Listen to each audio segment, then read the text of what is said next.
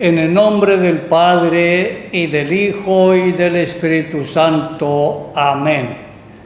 Bienvenidos nuevamente a este encuentro con la Palabra de Dios. Qué maravilla poder encontrarnos con el Señor. Él es nuestro Padre, nuestro Creador, es también nuestro Salvador. Pidámosle que nos llene del Espíritu Santo para que cada día lo conozcamos cada día más y mejor.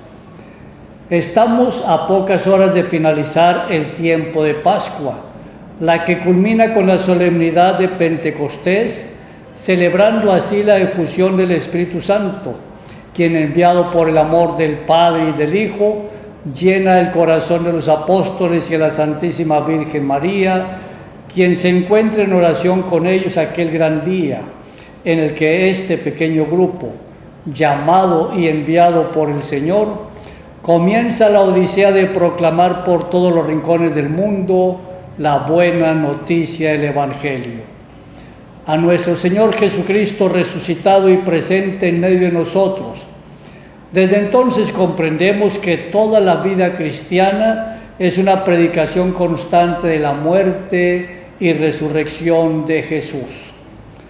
Animados por el Espíritu Santo, oremos con el corazón en la mano pidiéndole a nuestro Padre que nos bendiga haciéndonos mensajeros de la nueva alianza para la remisión de los pecados.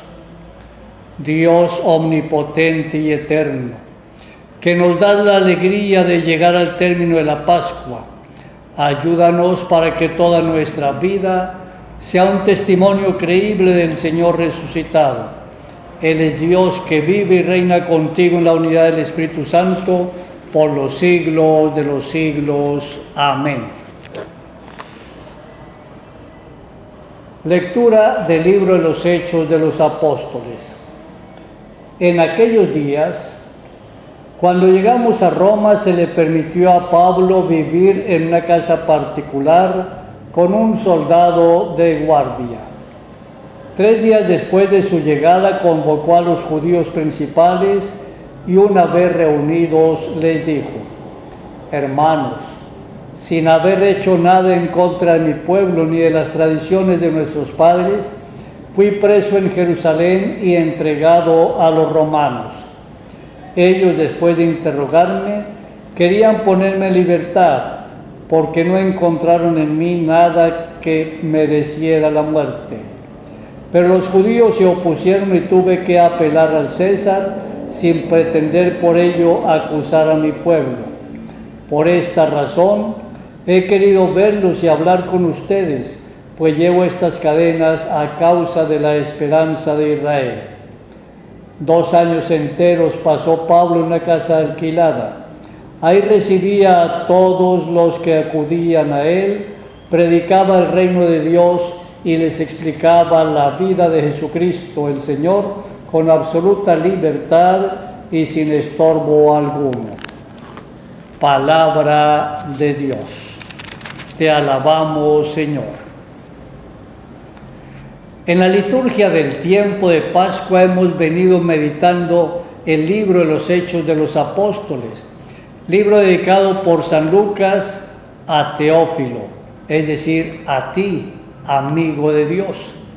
El autor sagrado en este hermosísimo texto nos ha enseñado que la Iglesia es obra directa de Dios, que animada por el Espíritu Santo hace posible que los discípulos misioneros llamados y enviados por el Señor Jesús proclamen a Cristo resucitado, y así la Iglesia crezca y se fortalezca en todo el mundo.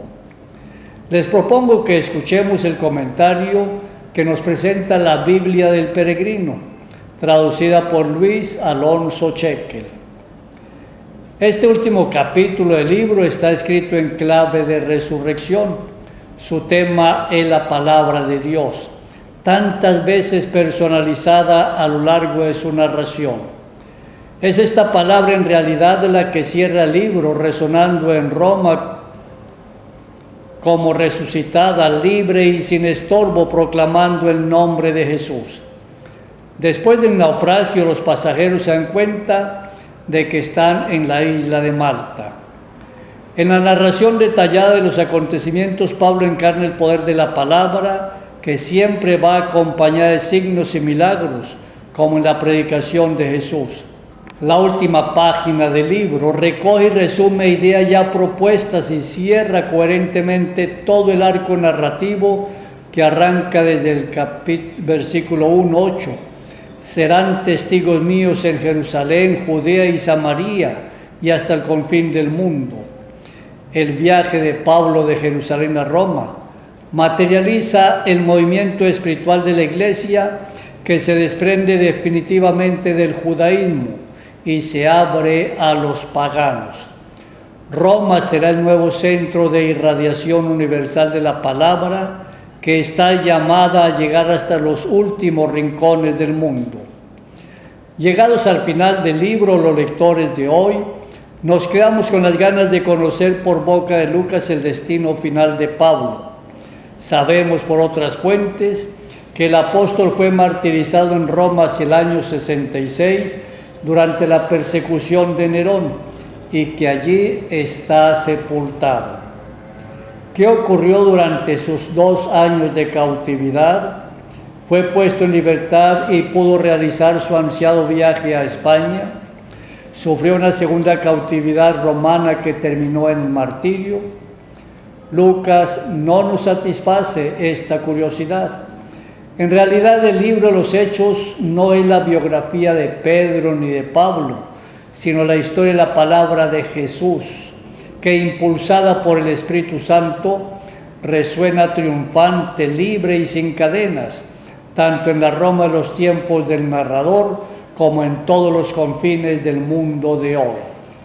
Pedro y Pablo fueron testigos de esta palabra en la Iglesia, que nacía hace 2000 años. Hoy debemos serlo todos los hombres y mujeres que hemos recibido la fe en Jesús de Nazaret, Hijo de Dios y Salvador del mundo. Por eso vale la pena estar siempre atentos a escuchar en primer lugar a Dios antes que escuchar a los hombres. Si escuchamos a Dios, nuestra vida cambiará definitivamente, pero entre más escuchemos a los hombres de hoy, cada día veremos que el mundo como que va hacia un abismo profundo del cual difícilmente podremos salir. Salmo 10. El Señor verá a los justos con complacencia. Aleluya. Desde su santo templo allá en el cielo, donde tiene su trono y su morada, los ojos del Señor miran al mundo y examina a los hombres su mirada. Examina a inocentes y malvados y aborrece al que ama la violencia, pues es justo el Señor y ama lo justo, y a los justos verá con complacencia. Gloria al Padre y al Hijo y al Espíritu Santo, como era en el principio, ahora y siempre, por los siglos de los siglos. Amén. El Señor verá a los justos con complacencia. Aleluya. Proclamación de la buena noticia de nuestro Señor Jesucristo según San Juan. En aquel tiempo, Jesús dijo a Pedro: sígueme. Pedro, volviendo la cara, vio que iba detrás de ellos el discípulo a quien Jesús amaba, el mismo que en la cena se había reclinado sobre su pecho y le había preguntado: Señor, ¿quién es el que te va a traicionar? Al verlo, Pedro le dijo a Jesús: Señor, ¿qué va a pasar con este? Jesús le respondió: si yo quiero que éste permanezca vivo hasta que yo vuelva, ¿a ti qué? Tú sígueme. Por eso comenzó a correr entre los hermanos el rumor de que ese discípulo no habría de morir. Pero Jesús no dijo que no moriría, sino: si yo quiero que permanezca vivo hasta que yo vuelva, ¿a ti qué? Ese es el discípulo que atestigua estas cosas y las ha puesto por escrito. Y estamos ciertos de que su testimonio es verdadero. Muchas otras cosas hizo Jesús, y creo que si se relataran una por una, no cabrían en todo el mundo los libros que se escribieran. Palabra del Señor. Gloria a ti, Señor Jesús. Los 4 evangelios, Mateo, Marcos, Lucas y Juan, contienen tanto las enseñanzas como cuanto hizo el Señor Jesús al anunciar el reino de Dios o reino de los cielos. Es decir, que este Evangelio de Juan que hemos venido reflexionando durante los últimos días de la Pascua nos anuncian la doctrina y la obra del Señor Jesucristo. La fe. Nuestra fe de iglesia está fundada sobre este contenido de fe que ha llegado a nosotros gracias al testimonio creíble de quienes tuvieron el privilegio de estar cerca de nuestro Salvador y por lo tanto lo escucharon y lo vieron. De ahí que San Juan, en una de sus cartas, se atreve a afirmar: lo que hemos visto y escuchado del Verbo de vida, eso les anunciamos. Lo proclamado a los 4 vientos por los apóstoles es absolutamente verdad. La verdad vivida, anunciada, celebrada y testimoniada genera la fe, y con la fe se vive la comunión con el Señor Jesucristo, y por lo tanto se comparte con Él la vida. Todo esto animó a Pedro hasta el sacrificio supremo. Pero ¿qué será del discípulo amado de Jesús, del cual nos habla hoy el texto? Los primeros cristianos creían en el retorno inminente de Cristo en la gloria. Hoy nosotros tenemos la misma preocupación, pero la respuesta de Jesús vale para todos los tiempos. Lo importante es seguirlo fielmente. Los 2 últimos versículos del texto que acabamos de escuchar son como la firma de quien lo compuso. Ese es el discípulo que atestigua estas cosas y las ha puesto por escrito. Y estamos ciertos de que su testimonio es verdadero. Muchas otras cosas hizo Jesús, y creo que si se relataran una por una, no cabrían en todo el mundo los libros que se escribieran. Esta afirmación nos compromete a no creer en la falacia de los hermanos esperados, de pensar que solo se debe creer en lo que aparece en la Biblia. Muchas otras cosas no están ahí contenidas, están en la sagrada tradición y han llegado a nosotros de generación en generación de manera oral. La fe de los creyentes es gracia, es un don de Dios, y ella se manifiesta en la historia que se va construyendo con el testimonio verídico de quienes han visto y oído. La vida de Jesús sobrepasa todo aquello que se puede escribir o decir. Lo mismo sucede con el Evangelio. Leyendo o escuchando las Escrituras Sagradas, somos dirigidos al encuentro con Cristo mismo. El autor sagrado nos recuerda que no todo está contenido en la Sagrada Escritura, pero también, ahora que hemos hablado algo acerca de la tradición, vale la pena recordar que los primeros cristianos, durante los primeros 4 siglos, siempre celebraron la presencia viva, resucitada de Cristo, pero los textos que ellos seguían y que leían en sus reuniones fueron siempre los del Antiguo Testamento. Y en lo que se refiere al Nuevo Testamento, ellos de manera oral iban recordando cuanto el Señor hizo en los primeros años. Solamente hacia el año 60 de nuestra era se ponen por escrito los evangelios, de tal manera que los primeros siglos siempre se utilizó de una manera consecutiva la tradición oral de cuanto hizo y enseñó el Señor.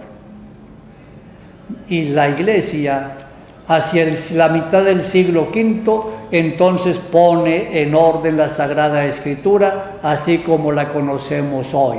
Como quien dice, el origen de la Sagrada Biblia es la Iglesia Católica. la iglesia fundamentada por el Señor Jesucristo, cuando le dice Pedro, sobre ti edificaré mi iglesia. Pues bien, pidámosle al Señor que nos siga asistiendo con la presencia del Espíritu Santo. Mañana celebraremos la solemnidad de Pentecostés. Preparémonos hoy como una buena vísperas para que el Señor mañana nos llene nuevamente con la presencia de su Santo Espíritu y nos siga fortaleciendo para que cada día con más fe, con más devoción, sigamos escudriñando la palabra de Dios, tanto oral como escrita, la Sagrada Escritura y la Sagrada Tradición. María Inmaculada, Madre de la Iglesia, auxiliadora de los cristianos, ruega por nosotros. San Juan Bosco, ruega por nosotros. Que el Señor Dios te bendiga y te favorezca, te muestre su rostro y te conceda siempre la paz, la alegría y la salud. Y la bendición de Dios, Padre, Hijo y Espíritu Santo, descienda sobre ti, sobre tu familia y los acompañe siempre. Amén.